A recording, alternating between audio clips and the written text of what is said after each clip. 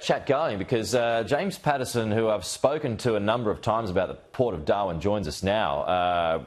1.3 billion, as Matt just mentioned. James, is that a good deal? Should we be paying that?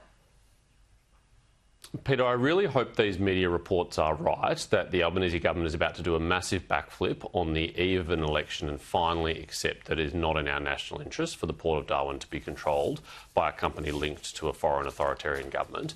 Because, as you would remember, it was not that long ago that the government was putting out reports saying that there was no need to cancel or vary this lease, that there was no security issues that couldn't be mitigated. Very clearly that's not the case, and I assume from Luke Gosling's messaging yesterday that they've had a change of heart on the eve of an election. They're finally going to do something about it. Could you have moved on it, though? I mean, like, with this chat's been going for so long now, I mean, could this have been done in the previous government? Well, what's changed, Pete, as I understand it, is a change at Landbridge Group. They're having some very serious financial difficulties. Certainly their parent company, listed in Hong Kong, is having some very serious financial difficulties. And it's possible that they either need to sell for commercial reasons or they may breach the terms of their lease by not fulfilling the undertaking. So this window of opportunity hasn't existed before, but it's been very clear since late last year that this window is now open. And the only question is, will the government actually do something about it? Because they've been very set on downplaying the need to do so for all their time in government. OK, so, I mean, would we be foolish then to pay a maximum price if that company's under financial strain?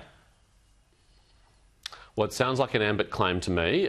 This is a company that's in distress. This is a company that needs to sell, and this is, and we've got the whip hand here, the Australian government. So the Albanese government should seize that opportunity and secure the Port of Darwin back on very good commercial terms. Just elsewhere this morning, James, I don't know if you caught it, but there was a fascinating exchange of questions and answers to the US president. It was at the top of this hour, but amongst all things, he was asked about these claims from the Kremlin, which has basically praised Donald Trump's foreign policy as largely aligning with Moscow.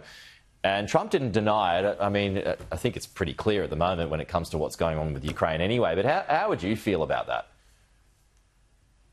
Well, I think Vladimir Putin is manifesting here. He's projecting what he wants to be the case and hoping that people agree. But if you just look objectively at the United States foreign policy, it couldn't be more removed from Moscow's interest. I don't think there's any argument to be made that they are acting in Moscow's interests here.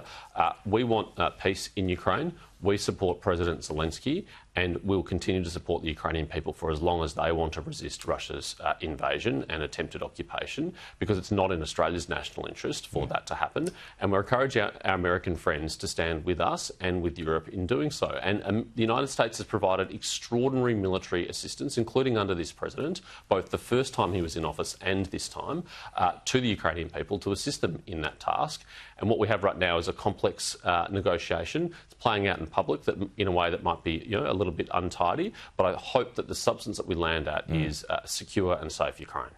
If we don't get a carve-out when it comes to aluminium and steel, and it looks like these tariffs are going into effect tomorrow when it comes to Mexico and Canada, that's a side note. But, I mean, it seems unlikely that we're going to get a pass too. Do you think the US is a reliable partner in our region, as it once was?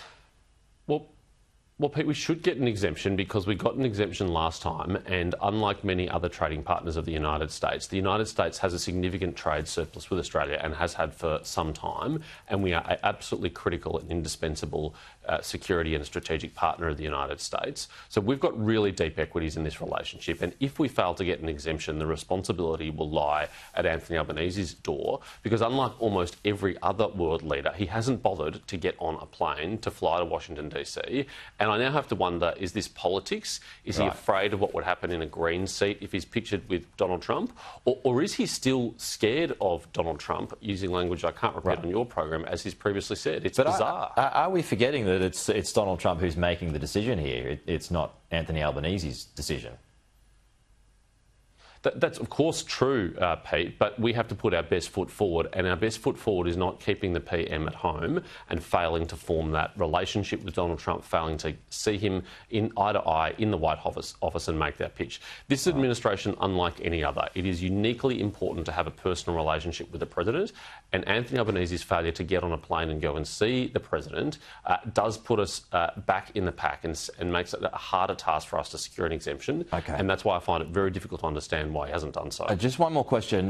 You want the government to share with MPs, I should say, the contact details of new Australians sworn in by Tony Burke following a rush of quite well-timed citizenship ceremonies right before the election. Why do you want these details shared? Well, this has been a politicised process from start to finish. 21 of the 25 citizenship ceremonies are held in Labor seats. Only Labor MPs have been invited to attend.